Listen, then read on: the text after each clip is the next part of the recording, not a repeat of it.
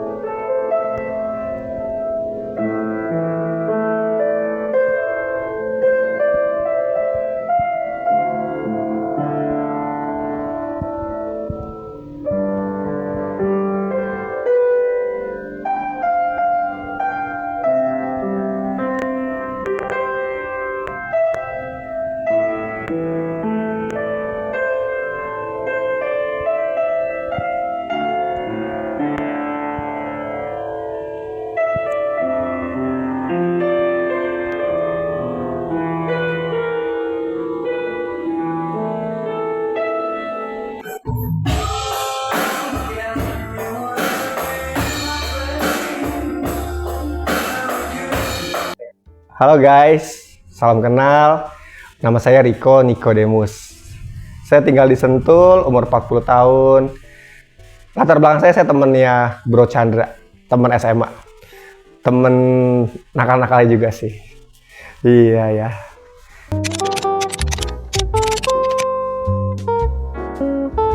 Oh iya, kalau misalnya aktivitas terus terang aja, saya mengelola sebuah perusahaan. Cuma kalau misalnya untuk saat ini, saya sudah sedikit nyantai sih. Jadi, perusahaan yang saya kelola itu udah 7 tahun. Jadi, kalau misalnya ngomong, aktivitasnya apa? Aktivitasnya jam 7:15, saya antar anak saya sekolah. Setelah itu saya pulang, saya jemput istri, kami berdua ke pabrik. Kami ke pabrik sampai jam 12 siang. 12 siang saya makan di pabrik dengan karyawan saya, dengan orang kepercayaan saya. Setelah itu saya jam 1 udah pulang tuh. Jemput anak sekolah. Anak saya jam 2 pulang, terus saya stay di rumah. Jam 4 saya sudah main PS5 sama anak saya. Begitulah harian saya.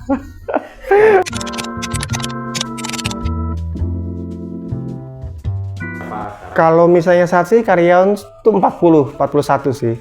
Cuma kalau misalnya istilah kasarnya apa ya, fleksibilitas waktu, itu sih nggak dari jumlah karyawan sih bro. Jadi maksudnya bener-bener kita udah punya sistem kali ya.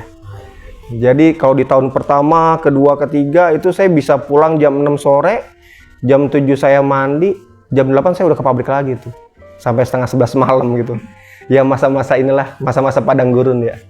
Maksudnya bener-bener ngerintis, udah bener kita belum punya orang-orang yang bisa ditempatkan kali ya. Tapi kalau sekarang kan saya udah punya beberapa orang yang bisa saya percaya, baik di produksi, baik di warehouse, baik di apa namanya, di bagian pengiriman ataupun gudang. Jadi saya udah tinggal monitor mereka, ya udah. Kita kan hidup tidak selalu tentang materi ya bro ya. Anak sama istri itu yang terutama bro, oke.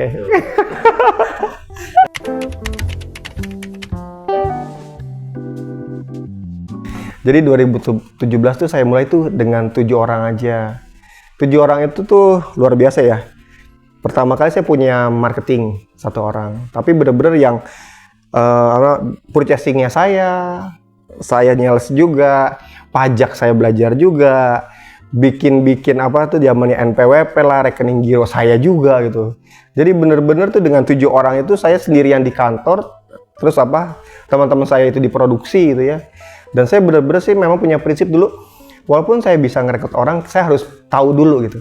Istilah kasarnya gini lah, kita kuasain dulu tuh yang namanya pajak lah, yang namanya purchasing seperti apa, supaya ketika kita hire orang, kita punya karyawan, kita nggak dibodoh-bodohin lah gitu. Nah itu sih kalau misalnya menurut saya.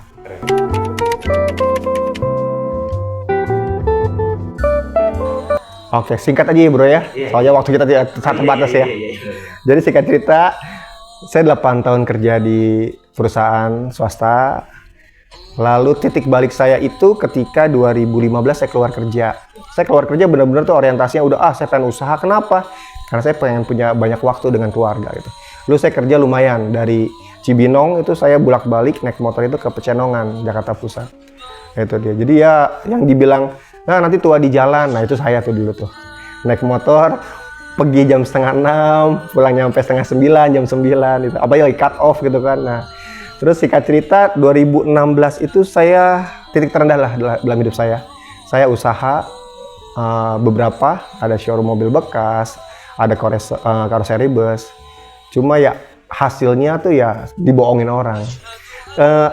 Istilah bagusnya tuh bukannya dibohongin, tapi ongkos belajar ya sebelum kita bisnis ya.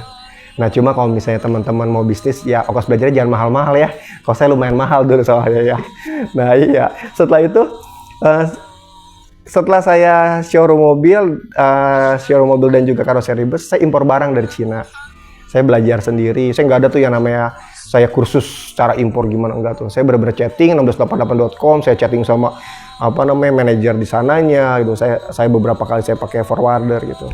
Nah, dari situ ketika saya mulai impor, beberapa kali saya impor itu kardusnya tuh beda-beda packingnya. Saya bilang sama istri, "Say, kita buat brand sendiri yuk," gitu. Kita buat packaging. Jadi ketika barang datang kita cuma rebranding udah kita lempar. Nah, pas waktu saya ketemu nih pabrik kardus, ternyata tuh selisih harganya lumayan dibandingin pabrik di luar kota. Ada yang di Jawa, di Sidoarjo, ada yang di Jakarta. Saya kebetulan dapat di daerah Cibinong juga pabriknya. Akhirnya saya bilang tuh ke marketing, dulu manajer marketing di perusahaan saya Maklon lah istilahnya gitu ya. Mas saya pengen itu dong, pengen belajar kardus, saya pengen coba iseng tawarin di online. Dari situ, dari cuma 3 hari saya mulai pasarin, ada yang order tuh cuma 100 pieces, untung saya cuma 150.000. Saya kasih 50.000 buat kepala produksi di sana supaya cepet gitu kan, supaya hasilnya juga bagus.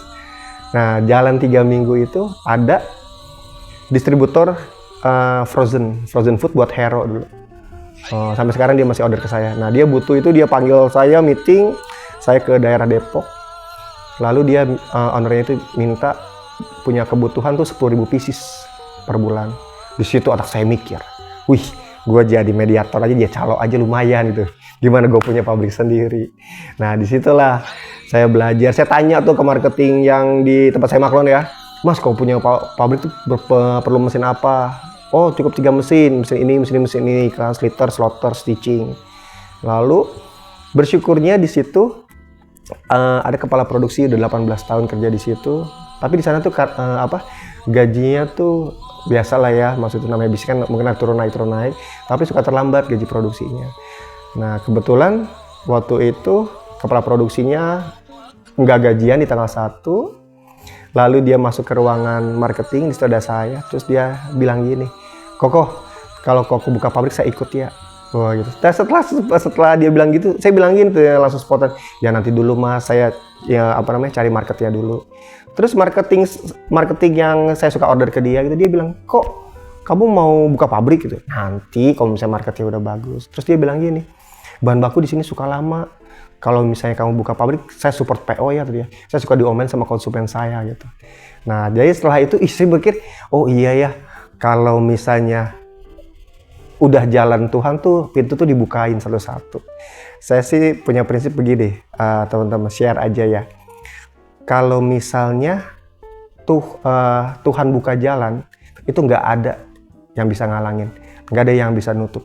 Tetapi jangan sampai Tuhan yang menutup pintu itu.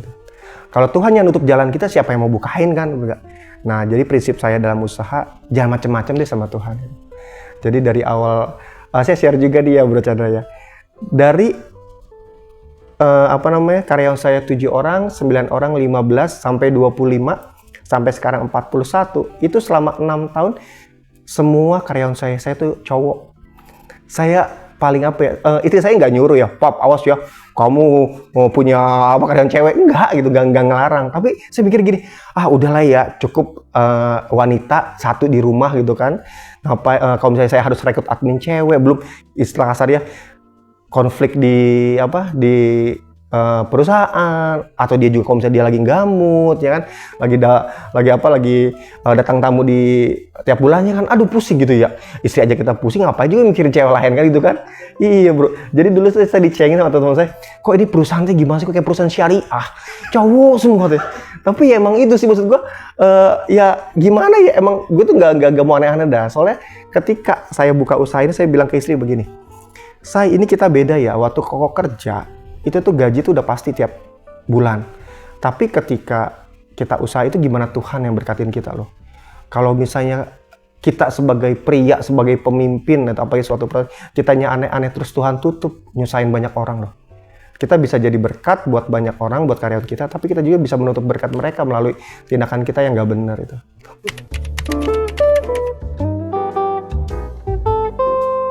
Enggak. Kalau misalnya titik berat sih ada ya. Titik paling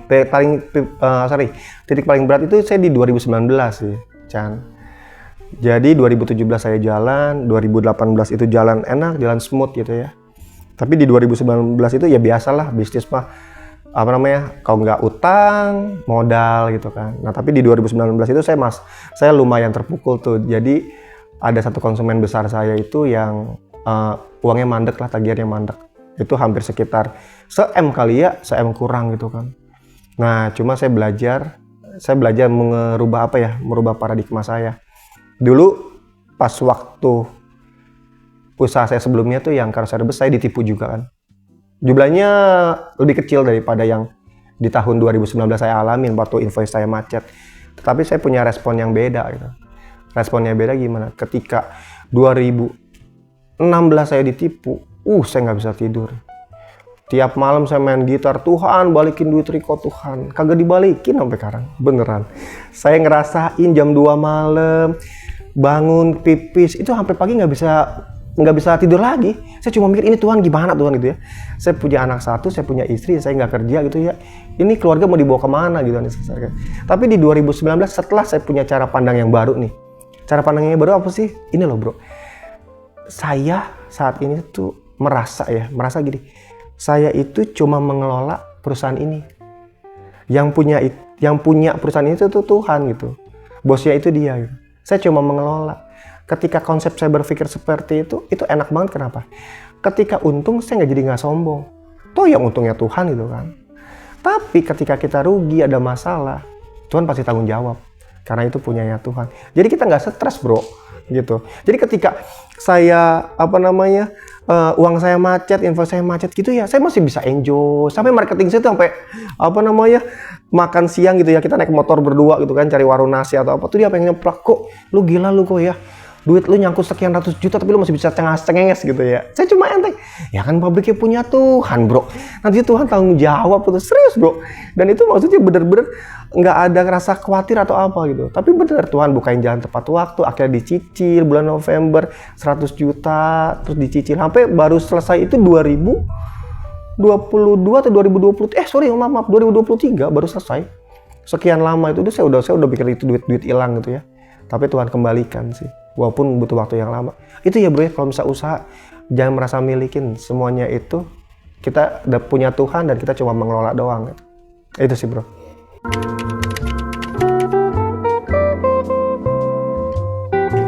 Nah, jawabannya saya ganti sedikit ya. Jadi saya nggak milih loh, Bro Chandra. Saya nggak milih packaging atau kardus ini yang saya besarin itu usaha saya. Jadi pada waktu sebelum saya buka pabrik kardus ini, saya melakukan semua bisnis, semua hal yang menurut saya itu halal atau baik. Saya jualan batu baterai di online di Tokopedia. Saya juga bisnis saham. Saya impor barang dari Cina. Sama saya maklun yang packaging ini, kardus ini gitu kan. Jadi dari 4 aktivitas saya tahun 2017 awal itu ya, saya tuh berdoa gini doang. Tuhan ini mana nih yang mau Riko gedein? Karena kalau misalnya saya mau besarin impor saya mau beli ruko buat gudang gitu. Tapi pas waktu saya antara dua ini, antara packaging ataupun packaging ataupun impor barang dari China gitu. Nah, pas waktu saya berdoa itu saya ingat sampai sekarang 2017 5 hari setelah lebaran itu Sri Mulyani langsung redline untuk barang-barang impor. Dan yang jadi masalah, barang saya udah nyampe di Tanjung Priok, ditelepon sama forwarder. Pak Riko, barang kita udah nyampe di Bea Cukai, pilihannya cuma 2. Mau disegel Bea Cukai atau reekspor ke Singapura. Akhirnya barang saya itu direekspor ke Singapura sampai nggak tahu kapan itu. Nah, pada waktu kejadian itu saya baru, oh iya berarti jawaban Tuhan saya harus besarin di kardus. Makanya saya lebih konsen di situ gitu kan. Saya cari tempat buat pabrik gitu. Itu sih. Jadi kalau misalnya dibilang saya milih kardus, enggak. Tapi saya doa dan Tuhan tuh yang nunjukin tuh, ini yang mau dibesarin itu. Saya juga nggak kebayang, maksudnya saya jadi usaha kardus, saya nggak kebayang gitu.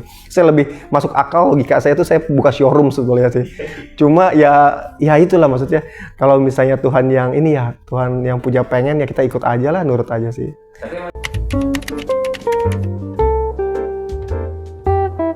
Nah, 5 tahun pertama saya benar-benar fokus di kardus nih, di packaging ya. Nah, cuma pas waktu COVID, tiba-tiba Tuhan kirimin lagi usaha, saya nggak minta loh, tapi Tuhan yang nyediain. Jadi singkat ceritanya begini, pas waktu COVID itu kan bulan Maret, akhir Maret itu kan antara PSBB lockdown itulah, gitu kan. Saya bilang di depan teman-teman saya tuh jangan khawatir ya, karena kenapa? Karena tahun kemarin tuh saya udah bisa lewatin kan masa-masa suram yang invoice saya nggak tertagih itu ya. Saya bilang gini, jangan khawatir, COVID pasti kita laluin karena saya punya Tuhan yang sama yang tahun kemarin itu nolongin saya gitu. Yang terjadi apa saudara-saudara? Bener loh, omset saya 2 kali lipat pada waktu COVID. Per bulan pertama saya seneng banget bro, seneng banget. Saya sampai bagi-bagi masker ke tukang ojek gitu ya, saya bagi hand sanitizer gitu. Bulan berikutnya, bulan keduanya kita THR nggak saya potong tuh. Ada beberapa pabrik kardus yang sengaja pakai alasan itu gitu kan, buat motong THR atau apa, kita buat kita kasih parcel buat warga buat apa. Nah di bulan ketiga itu omset tetap naik, tapi sukacita saya tuh kayak anak kecil dikasih mainan terus udah bosen gitu bro. Lalu saya telepon Bapak rohani saya ya, kalau kami di gereja tuh ada Bapak rohani, saya bilang gini, Dad, saya takut dosa nih Dad. Kenapa? Kok saya sukacitanya kok beda ya dari bulan 1, bulan 2, bulan 3, berkat Tuhannya tetap sama gitu. Terus dia bilang kayak begini bro, sedikit susah dimengerti pertama. Kalau kamu ke hotel bintang 5, nggak usah mikirin bawa anduk kok katanya. Maksudnya Dad, ketika kamu usaha nggak usah mikirin omset, karena Tuhan pasti berkatin. Jadi yang harus dikopikirin apa? Dengan usaha kita itu kita bisa berkatin siapa lagi. Nah jadi setelah itu saya ngobrol tuh sama istri sama anak saya gitu ya. Saya bilang begini, kalau misalnya untuk kita bertiga gitu, pabrik kardus tuh udah cukup. Tapi ketika Tuhan sediakan usaha lain, itu tuh cara Tuhan buat kita tuh bisa jadi berkat bagi orang. Jadi ketika saya bisa hire karyawan baru gitu kan, dari satu orang pria mungkin dia juga bisa jadi berkat buat anaknya, buat istrinya gitu.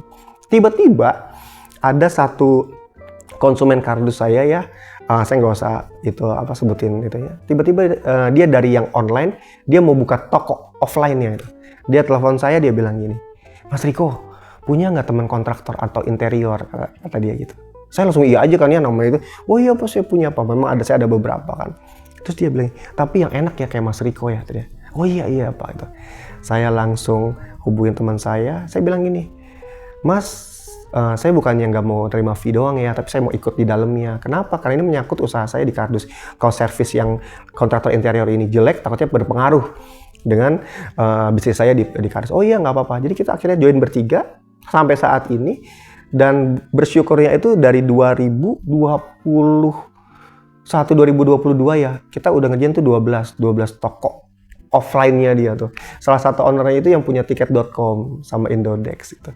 Nah, di situ saya berpikir gini, oh iya, ternyata banyak orang itu yang mencari nih, wih, saya mau bisnis apa ya, peluang yang bagus apa ya buat bisnis ya. Kalau saya terbalik loh. Kenapa? Tuhan sediakan ketika dia tuh tahu kapasitasnya kita. Oh ngapain ya kalau gue kasih berkat lebih ke anak gue yang ini, tapi dia cuma berpikir untuk diri sendiri gitu.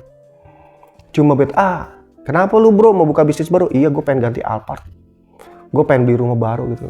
Kalau misalnya selama kita orientasi itu cuma diri kita sendiri sama keluarga kita gitu ya, Tuhan juga berpikir oh kapasitas lu cuma sampai situ gitu. Tapi ketika paradigma kita berubah, gue mau gue punya usaha lain, gue rintis lagi dah, gue capek-capekan lagi lah, ya kan namanya rintis usaha. Tapi hasilnya itu gue bisa buat berkati banyak orang gitu. Nah itu Tuhan pasti pasti buka jalan. Puji Tuhan sih sampai sekarang ya bro ya. Jadi gue ada Base Box, Big Base Pro, gue ada Base Shield, Pest Control. Terus yang baru launching banget Base Bite, itu kue kering. Jadi saya sama siapa? Sama cici saya, sama mama saya kebetulan punya resep gitu ya, suka ini kue kering nastar gitu-gitu kayak buat lebaran. Akhirnya saya mulai itu. Capek gitu. Tapi ketika kita bisa nolong orang, kita bisa ngelihat orang gitu ya, kita bisa pekerjakan dia dengan layak, kita bisa kasih tunjangan kesehatan. Wow, itu bahagianya, sukacitanya balik ke kita tuh bro. Itu sih bro. Saya pribadi juga saya masih berjuang, saya masih belajar tentang bisnis, tentang hidup lah. Tapi yang saya mau tutup sama quotes ini ya, kebahagiaan itu nggak cuma ketika kita menerima yang terbaik dari orang lain, tetapi di saat kita berusaha memberikan yang terbaik dan orang itu bersyukur. Itu face-nya, mukanya, ekspresinya itu balik ke kita loh bahagianya. Itu aja sih ya. Pokoknya bisnis tuh jangan melulu-melulu tentang kita, tentang diri sendiri, tapi buat orang lain juga. Oke? Dan terus yang terakhir, kita harus memanusiakan manusia. Yap. Enggak pantas atau enggak layak ketika uang itu kita posisikan di atas manusia. Itu dia. Ya. Oke, gitu aja bro. Cukup bro. Siap. Iya bro. Yo, makasih.